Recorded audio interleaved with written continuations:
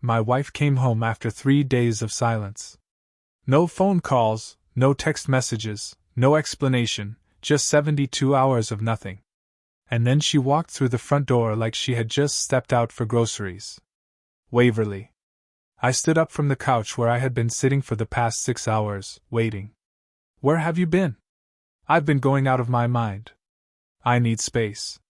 3 words. That's all she gave me. Space. You disappeared for 3 days. The kids have been asking where Mommy is. I filed a missing persons report. I called every hospital in the city. I'm sorry. I just needed to think. She wouldn't look at me. That was the first thing I noticed. My wife, who had always met my eyes with that fierce directness I loved, was staring at the floor like it held the answers to questions I didn't know how to ask. Think about what? Waverly, talk to me. Whatever's going on, we can work through it together. That's what we do. That's what we've always done. Not this time. She walked past me up the stairs into our bedroom. The door closed. The lock clicked. I stood there in the living room of the house we had built together over 14 years, listening to the silence, feeling something cold settle in my chest. Something was wrong. Something was very, very wrong. 1 week later, I was served divorce papers. The process server came to my office, a young guy in a cheap suit who handed me the envelope with a practiced neutrality that suggested he had done this 1,000 times before. Callahan Traz, that's me? You've been served. I opened the envelope in my car, sitting in the parking lot, reading the words that would end my marriage. Irreconcilable differences. Petitioner seeks dissolution of marriage, division of assets, custody arrangement, custody. Clover and Beckett, our children, 12 and 9 years old, the lights of my life, the reason I got up every morning, the people I would die to protect. Waverly wanted to take them from me. I drove home in a fog, found Waverly in the kitchen making dinner like nothing was happening, like she hadn't just detonated a bomb in the center of our lives. You're divorcing me. She didn't turn around, just kept stirring whatever was in the pot. Her back rigid, her shoulders tense. Yes. Why? I told you I need space. Space is a vacation, Waverly. Space is sleeping in separate rooms for a few weeks. This is divorce. This is ending our family. I deserve to know why. Silence. Is there someone else? More silence, then quietly, no. Then what? What happened? What changed? We were happy. I thought we were happy. She finally turned to face me. Her eyes were red like she had been crying, but her expression was closed, guarded. A wall I couldn't see past. Please, Callahan, just sign the papers. Don't make this harder than it has to be. Don't make this harder. You're taking everything from me, my wife, my home, my children, and you won't even tell me why. I can't explain. I just need this to be over. I stared at her, at this woman I had loved for 14 years, shared a bed with, raised children with, built a life with. She looked like a stranger. Fine. I walked to the dining room table, pulled out the divorce papers, and signed every page. Waverly's face flickered. Surprise, maybe, or relief, or something else I couldn't identify. You're not going to fight. Would it matter if I did? She didn't answer. That's what I thought. I set the pen down. I'll have my lawyer look these over and send them back. If this is really what you want, I won't stand in your way. I walked out of the kitchen, out of the house, into the cool evening air. But something felt wrong. Not just the divorce, not just the sudden end of my marriage, something deeper, something I couldn't put my finger on. My wife had been distant before, stressed, preoccupied, struggling with work or family issues. But she had never been like this. Never cold, never closed off, never looking at me with that strange mix of fear and resignation in her eyes. A fear. That's what I had seen. Not anger, not resentment, not the face of a woman who had fallen out of love. Fear. My wife was afraid of something. And I was going to find out what. That night I couldn't sleep. I lay in the guest bedroom. Waverly had made it clear she wanted me out of our room. Staring at the ceiling, replaying every interaction from the past week. Her disappearance, her return, her refusal to explain. The divorce papers, the way she wouldn't meet my eyes. Something was wrong. Something beyond a failing marriage. Beyond irreconcilable differences. Beyond the normal dissolution of a relationship. I am an IT security expert. It's what I do for a living. Find the things people try to hide. Expose the secrets buried in code and data and digital footprints. I've spent 20 years learning to see patterns that others miss, to trust my instincts when they tell me something doesn't add up. My instincts were screaming. At 2 a.m., I got out of bed and went to my home office. 3 years ago, I had installed a comprehensive security system throughout the house. Cameras at every entrance, motion sensors in the hallways, a control panel that could monitor everything from my phone or computer. But there was one camera I had almost forgotten about, the home office camera. I had installed it as part of the system, then disabled it because Waverly said it made her uncomfortable. She sometimes used the office for video calls, and she didn't like the idea of being recorded. But I hadn't uninstalled it. I had just turned off the live feed and let it run in passive mode, recording to a backup drive that I checked maybe once a year. I pulled up the footage from the past 2 weeks. Fast-forwarded through hours of empty room, occasional glimpses of myself working at the desk, nothing unusual, and then I saw it. March 15th, 2:47 p.m. The day before Waverly disappeared. A man walked into my home office. I didn't recognize him. Tall, well-dressed, silver hair, the kind of confident bearing that suggested money and power. He moved through my house like he owned it, like he had every right to be there. Waverly followed him into the room. She looked terrified. I turned up the audio. "Sit down, Waverly." His voice was smooth, controlled, the voice of a man who was used to being obeyed. "Dorian, please, we can talk about this." "Sit down." She sat. He pulled out his phone, held it up so she could see the screen. I couldn't make out what was on it from the camera angle, but Waverly's reaction told me everything I needed to know. Her face went white. Her hands flew to her mouth. She made a sound, something between a gasp and a sob that I had never heard from her before. "No," she whispered. "No, you can't. I can do whatever I want, Waverly. I've had these for 15 years. I've been waiting for the right moment to use them. Please, please, Dorian, I'll do anything." "Yes, you will." He smiled. It was the coldest smile I had ever seen. "Here's what's going to happen. You're going to disappear for a few days. When you come back, you're going to tell your husband you need space. Then you're going to file for divorce." "I can't. Callahan will never." "Callahan will do exactly what you tell him to do if you play your part correctly. And you will play your part, Waverly, because if you don't," he held up the phone again, "your husband sees everything. Your children see everything. Your employer sees everything. Everyone you've ever known will watch you. Stop."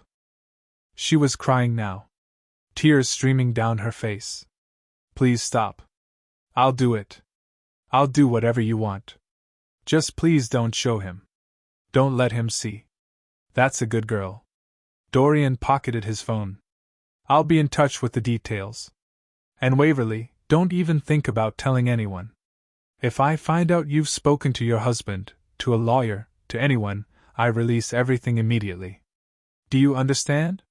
She nodded, unable to speak. I said, "Do you understand?" "Yes." Her voice was barely a whisper. "I understand." He left. Waverly sat there for a long time alone in my office, crying silently into her hands. I watched the footage 3 times. Then I picked up my phone and called my lawyer. "Marlowe, it's Callahan Traz. We need to talk." "Callahan, it's 3 o'clock in the morning." "I know, and I'm sorry, but this can't wait." "What's going on?" I took a breath. "We're not getting divorced." "Not yet. I just saw something that changes everything." Marlowe Vickers was at my house by 5 a.m. She was a sharp woman in her mid-40s, the kind of lawyer who had seen everything and was surprised by nothing. We had worked together on several corporate security cases, and I trusted her completely. Show me. I played the footage. She watched in silence, her face growing more grim with each passing minute. When it was over, she sat back and let out a long breath. Your wife isn't leaving you because she wants to. No, she's being blackmailed. Yes. By this man, Dorian? Do you know who he is? Not yet, but I'm going to find out. Marlowe nodded slowly. This changes everything, Callahan. If she signed those divorce papers under duress, if she's being coerced, then the entire proceeding is fraudulent. We can have it thrown out. That's not what I'm worried about right now. Then what? My wife has been carrying this for a week, maybe longer. She's been living in terror, trying to protect me and our children from something she's ashamed of, and she's been doing it alone. I stood up, walked to the window. I need to know what he has on her. I need to understand what happened 15 years ago, and I need to stop him. Have you talked to Waverly? Not yet. I wanted to understand the situation first. I wanted to have a plan.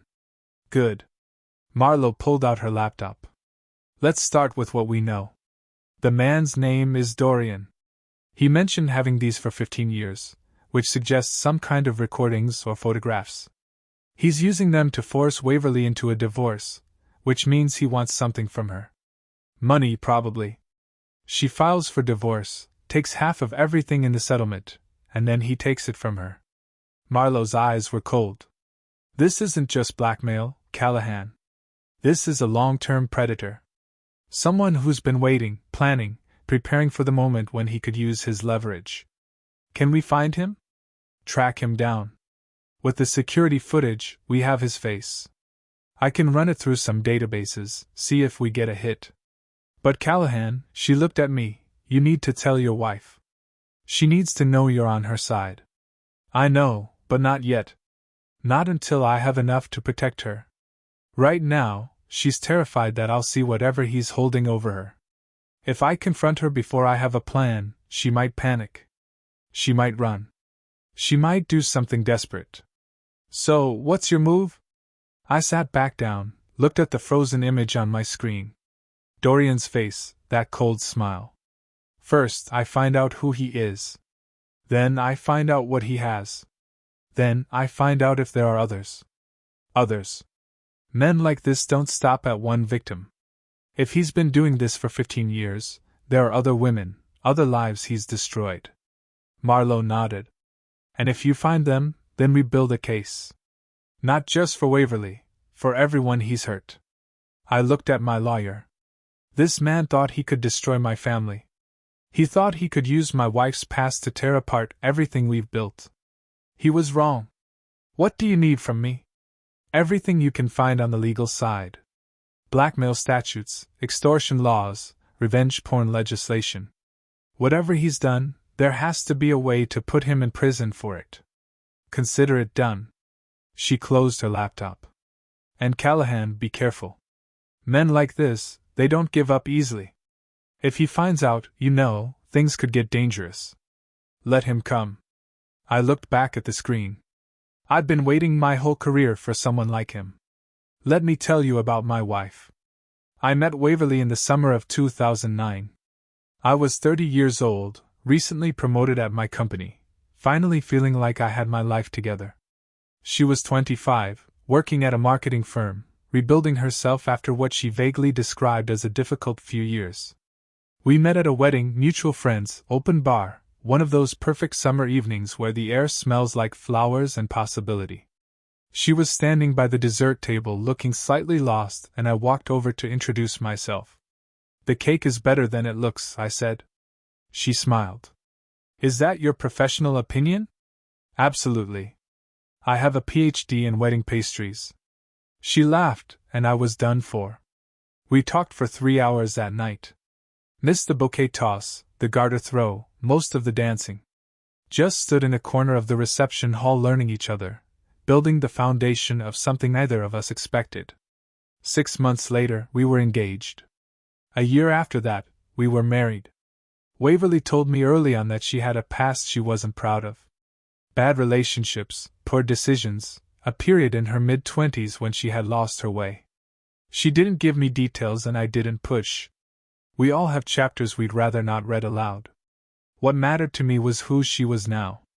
Kind, strong, fiercely protective of the people she loved. A devoted mother who would do anything for Clover and Beckett. A partner who stood beside me through every challenge, every setback, every triumph. 14 years, 2 children, a life built on trust and respect, and the simple profound belief that we were better together than apart. And now I understood she hadn't been leaving me because she stopped loving me. She had been leaving me, to protect our children, to keep us from seeing whatever Dorian held over her. She had been willing to lose everything, her marriage, her home, her family, just to spare us the pain of knowing her secrets. That wasn't betrayal. That was love. Misguided, desperate, heartbreaking love. And I was going to save her from it. It took me 3 days to identify Dorian Slade. The security footage gave me his face. A reverse image search gave me his name. A deep dive into public records gave me his history. Dorian Slade, 48 years old, former investment banker now running a consulting firm that seemed to have no clients and no revenue. Married to a woman named Anissa for 22 years. 2 homes, one in the city, one in the Hamptons. Country club membership, luxury cars, all the trappings of wealth. But the money didn't add up. His banking career had ended in 2015 amid whispers of impropriety that never quite became scandals. Since then his income had been sporadic at best, yet his lifestyle hadn't changed. Someone was funding him, or he was funding himself through other means. I dug deeper. Court records, civil suits, restraining orders, and there it was. In 2018, a woman named Teresa Colvin had filed a complaint against Dorian Slade, alleging harassment and extortion. The case had been dropped before it went to trial. No explanation given. In 2020, another woman, Catherine Marsh, had obtained a temporary restraining order against him. It expired after 6 months and was never renewed. In 2022, a third woman, Simone Hartley, had filed for divorce from her husband just weeks after meeting with Dorian at a charity event. The divorce was finalized in record time, and Simone had reportedly given large sums of money to an unnamed consultant as part of the settlement. A pattern. Dorian Slade had been doing this for years, finding women with secrets, waiting until they had something to lose, then using his leverage to extort money through manufactured divorces. Waverly wasn't his first victim. She might not even be his last. I made contact with Teresa Colvin first. She was hesitant at first, understandably so, a stranger calling out of the blue, asking about the worst experience of her life. But when I explained my situation, when I told her about Waverly, and what I had seen on the security footage, she agreed to meet. We sat in a coffee shop in Brooklyn, 2 strangers bound by a common enemy. He recorded me, Teresa said quietly. When I was 23, we had a brief relationship. I didn't know he was married at the time. He told me it was casual, no strings attached. I didn't know he was filming. And he used the recordings to blackmail you. Years later, after I was married, after I had kids, he showed up at my door and said he would send the videos to my husband if I didn't pay him. How much? $50,000 the first time. She looked down at her coffee, then another 50, then another. By the time I realized it would never stop, I had given him almost $200,000. Why did you drop the complaint? Because he threatened to release the videos anyway. Said if I went to court, he would make sure everyone saw them. My husband, my children, my employer. I couldn't. Her voice broke. I couldn't let my kids see that. I'm sorry. It destroyed my marriage anyway. My husband found out about the payments. Thought I was hiding something worse. We divorced 2 years later. She met my eyes. Dorian Slade took everything from me. My money, my marriage, my peace of mind. And there was nothing I could do to stop him. There is now. I told her about the security footage, about the other victims I had found, about my plan to build a case that would put Dorian away forever. Would you testify? If we can get this to trial, would you be willing to tell your story? Teresa was quiet for a long moment, then she nodded. Yes, for all the women he's hurt, for your wife. She took a breath. Yes, I'll testify. Over the following 2 weeks, I found 4 more victims. Catherine Marsh, Simone Hartley, Jennifer Oakes, Patricia Dunn. All of them had the same story. A relationship with Dorian in their past, sometimes brief, sometimes more serious, that he had secretly recorded. Years of silence, then sudden contact, threats, demands, lives destroyed. Some had paid him hundreds of thousands of dollars. Others had lost their marriages, their careers, their reputations. One woman, Patricia, had attempted suicide after the blackmail became too much to bear. She survived barely, and she was willing to testify, too. I compiled everything. The security footage, the victim statements, the financial records showing payments to Dorian's consulting firm, the pattern of behavior spanning over a decade. Then I took it to the police. Detective Finnegan Holt was a veteran of the Major Crimes Unit, a tired-looking man with sharp eyes and a reputation for taking down predators. He listened to my presentation in silence, flipping through the evidence, his expression growing darker with each page. This is extensive, he said finally. It's been going on for years. He's hurt a lot of people. And your wife, she's one of the victims. She is, but she doesn't know I know. I wanted to build the case first. I wanted to make sure there was no way he could wriggle out of this. Holt nodded slowly. We'll need to interview all the women, get official statements, but based on what I'm seeing here. He closed the folder. We have enough to arrest him.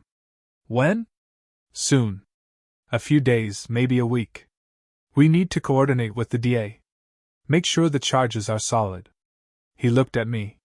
You should talk to your wife, Mr. Traz. She needs to know what's happening. She needs to know she's not alone. I will tonight. Good. He stood, extended his hand. You did good work here. A lot of people are going to get justice because of what you found. There's only one person I care about. I know. His grip was firm. Go take care of her. I found Waverly in the backyard. The kids were at my mother's house. I had asked Cordelia to take them for the night, told her I needed time alone with my wife. She didn't ask questions, just hugged me and said she would pray for us.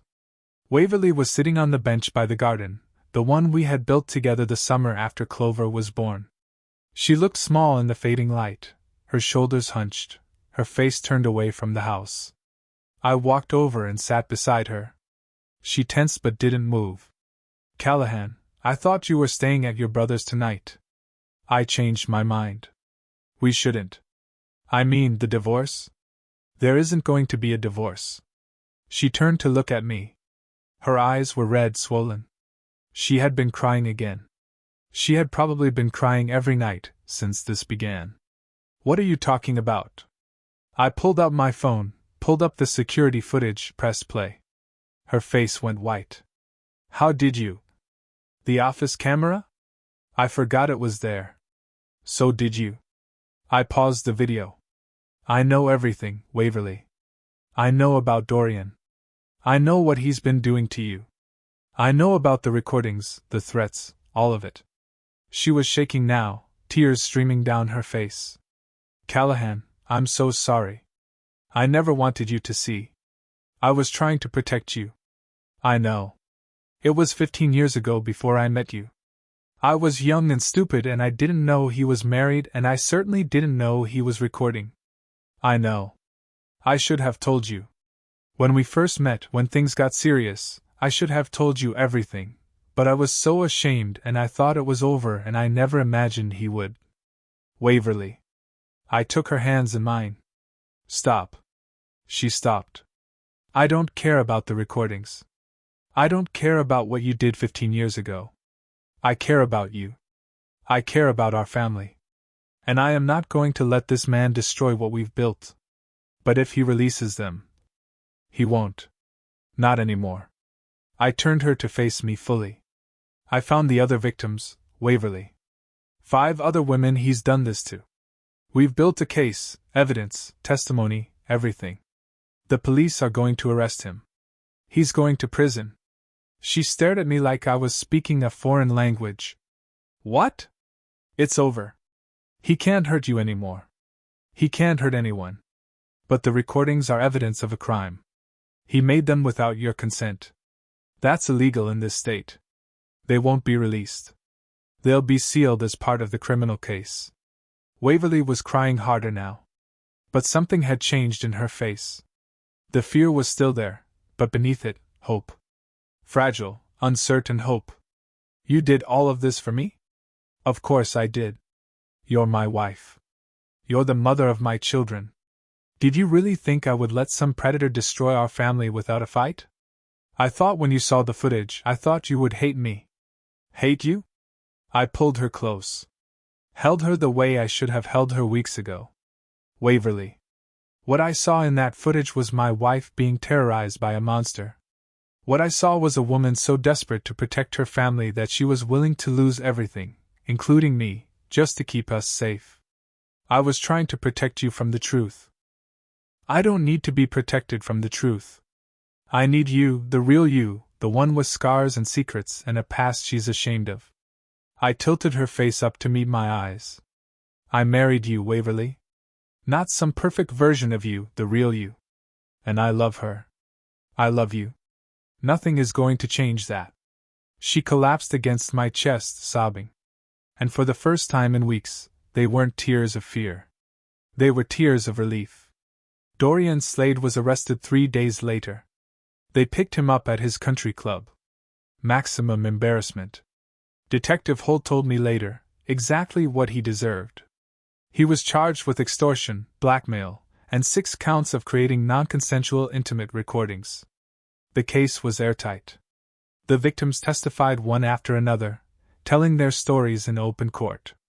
Teresa Colvin, Catherine Marsh, Simone Hartley, Jennifer Oakes, Patricia Dunn, and finally Waverly. My wife walked into that courtroom with her head held high. She told the jury everything. The brief relationship, the recordings she didn't know existed, the years of shame, the terror of his return, the impossible choice he had forced her to make. She was magnificent. Dorian's defense tried to paint the women as willing participants, as scorned lovers seeking revenge. The jury didn't buy it. How could they?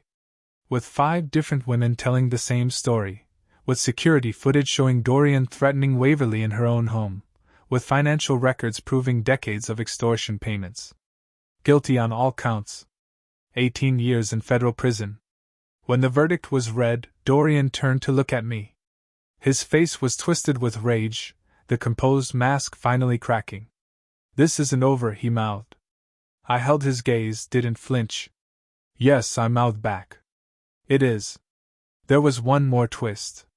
During the investigation, Detective Holt had interviewed Dorian's wife, Anissa. She had been married to him for 22 years. Surely, she knew something about his activities. She knew everything. Not because she was complicit, she wasn't, but because she was a victim, too. Dorian had done the same thing to her years ago, when they were first dating. Had used the recordings to trap her into marriage, then used them again whenever she tried to leave. She had been his prisoner for over 2 decades. Too afraid and too ashamed to ask for help. When the police came to arrest him, she broke down and told them everything, every woman she had watched him target. Every payment she had seen him collect, every life she had watched him destroy. Her testimony sealed his fate. And when it was over, when Dorian was finally behind bars, Anissa filed for divorce. A real divorce this time, one that would set her free. Waverly met with her after the trial. I don't know what they talked about. Waverly never told me the details, but when she came home, her eyes were red from crying. She saved herself, Waverly said. After all those years, she finally saved herself. You both did. No. She looked at me. You saved me, Callahan. I was ready to lose everything. I was ready to walk away from you, from the kids, from our entire life. And you didn't let me. I couldn't let you. I love you too much. She kissed me then. The first real kiss since before her disappearance. It tasted like tears and relief and the beginning of something new. I love you too, she whispered. I always have. Even when I was trying to leave, especially then. 2 years have passed since that night in the backyard. I'm 47 now, still living in the same house, but it feels different now. Lighter, like a weight has been lifted that I didn't even know we were carrying. Waverly is 42. She started therapy after the trial, processing not just the blackmail, but the shame she had carried for 15 years. It's been hard work, she says, but worth it. She's learning to forgive herself for choices she made as a young woman. Learning to believe that her past doesn't define her future. Clover is 14 now, navigating the treacherous waters of high school with the same fierce determination her mother has. Beckett is 11, obsessed with video games and basketball and the dog we finally got him last Christmas. We told the children an age-appropriate version of the truth. Not everything. They don't need to know everything, but enough to understand why Mommy was sad for a while. Why Daddy stayed up late working on something important. Why things are better now than they were before. So, you saved Mom? Clover asked after we explained. We saved each other, I said. She seemed satisfied with that answer. Sometimes late at night, I think about what would have happened if I hadn't checked that camera. If I had accepted the divorce at face value, if I had signed the papers and walked away believing that my wife had simply stopped loving me. Waverly would have lost everything, the house, the money, half of her time with the children, and Dorian would have taken whatever he demanded from her share, leaving her with nothing. She would have been alone, broken, carrying a secret shame that would have poisoned the rest of her life. And I would have spent years wondering what went wrong, what I did to drive her away, why the woman I loved had suddenly become a stranger. But I did check the camera because something felt wrong. Because 14 years of marriage had taught me to trust my instincts, to look deeper when the surface didn't make sense. Because I loved her too much to accept easy answers. That's the lesson, I think, the thing I want people to take from this story. When someone you love starts acting strangely, don't assume the worst. Don't accept the easy explanation. Look deeper. Ask questions. Fight for the truth. Because sometimes the people who seem to be pushing us away are actually trying to protect us. And sometimes the only way to save them is to refuse to let go. Waverly and I renewed our vows last summer. Small ceremony, just family and close friends. In the backyard by the bench where I had told her the truth, where she had finally let herself believe she was safe. Clover was the flower girl, too old for it really, but she insisted. Beckett was the ring bearer. My brother Sutton was my best man again, just like he had been 14 years before. I, Callahan, take you Waverly to be my wife again. She laughed through her tears. Is that in the official vows? It is now. I slid the ring onto her finger. A new one chosen together. A symbol of the marriage we were building now, not the one we had almost lost. I knew who you were when I married you, I said, departing from the script we had prepared. I knew you had a past you weren't proud of. I didn't need to know the details. I just needed to know you. Waverly squeezed my hands. But now I know everything. Every secret, every scar.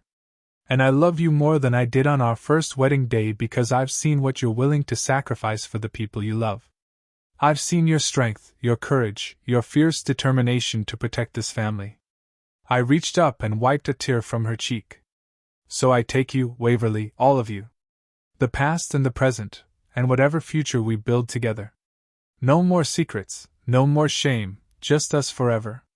She kissed me before I finished speaking. The guests applauded. The children cheered. My mother was crying. My brother was grinning and I was home. Finally, truly home. Thank you for listening to my story. I know it's not the story you expected. When a wife disappears for 3 days, demands space, and files for divorce, the obvious assumption is betrayal. The obvious emotion is anger. But the obvious assumption isn't always right. My wife wasn't leaving me because she didn't love me. She was leaving because she loved me too much. Too much to let me see the shame she had carried for 15 years. Too much to watch my face when I learned the truth about her past. She was trying to protect me by pushing me away. And I almost let her. But something felt wrong. And I trusted that feeling. I checked a camera I had forgotten about and I saw the truth. My wife wasn't a villain. She was a victim. Trapped by a predator who had waited 15 years to spring his trap. We're not getting divorced. Not yet. That's what I told my lawyer when I saw the footage. Not because I was giving up. Not because I was surrendering. Because I finally understood what was really happening. And I wasn't going to let it destroy us. Now, I want to ask you something. What would you do if you discovered your spouse wasn't betraying you, but being blackmailed? Would you fight for them, even if it meant learning secrets they were ashamed of? Would you risk everything to save a marriage that seemed to be ending? Have you ever judged someone before knowing the full story? Drop your answer in the comments. I read every single one. If this story moved you, hit that like button. Share it with someone who needs to hear it, especially anyone who has ever felt like they had to face their problems alone. Comment your thoughts below and subscribe to the channel so you never miss another story. I'll see you in the next one. It's a Sunday morning now. Waverly is still asleep. The house is quiet. Beckett is at a sleepover and Clover is probably texting her friends from her room. I'm sitting in the kitchen with my coffee, watching the sunrise through the window, thinking about everything we've been through. My wife disappeared for 3 days. She came back and asked for a divorce. I signed the papers without a fight, but something felt wrong. So, I checked a camera I had forgotten about, and what I saw changed everything. Not because it showed me my wife's secrets, but because it showed me her fear. And I realized that the woman I loved wasn't running from me. She was trying to save me. So I saved her instead. That's what marriage is, I think. Not the good times, not the easy days, not the moments when everything is perfect. Marriage is the choice you make when everything is falling apart. The choice to fight instead of surrender. The choice to look deeper instead of accepting easy answers. The choice to love someone completely. Secrets and scars and all. I made that choice 2 years ago.